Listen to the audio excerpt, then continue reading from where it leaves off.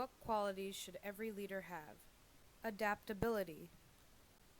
An invaluable skill in a leader is the ability to adapt. As time changes, so does the situation. Leaders should have an open mind to new ideas, inventions, legislations, etc. They should be open to new things because everything in the world is constantly changing and there is no way to stop it.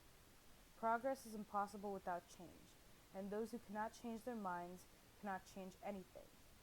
There is a quote by George Bernard Shaw, a playwright and political personality, that explains perfectly why it is necessary for leaders to be able to adapt and change. People may argue that if something from the past still works, there is no need to change it. The thing is, though, improvement is only possible through change, and just because something old works doesn't mean it will work forever. If our leaders in the past weren't able to adapt, then we wouldn't be at the heights we are today. Impeccable people skills. It is very important for leaders to have good people skills.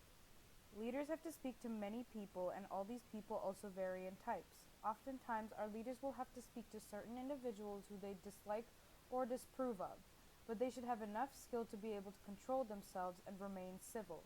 A prime example of this would be the President of the United States. As the leader of our nation, the President has many parts to his job. This includes the job of chief diplomat. As chief diplomat, the President is our nation's spokesperson, which means he represents our nation, so the things they say or do will reflect as a direct representation of us, the citizens of America.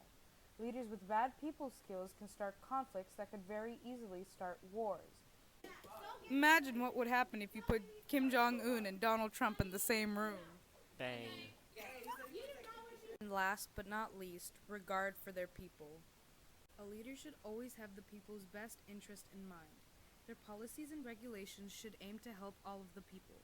They certainly cannot isolate a group of people because of their race, religion, gender, etc. We are the United States of America, mixing pot of the world. It is absolutely unacceptable for a leader in this day and time to do something like that. A very infamous leader from the past named Adolf Hitler would openly discriminate against the Jews in his speeches. He said things like he would restore dignity to Germany. People decided to follow him, and as a result, the Holocaust happened and nearly 6 million people died. If we choose leaders who don't have regard for their people, then something like this could happen again.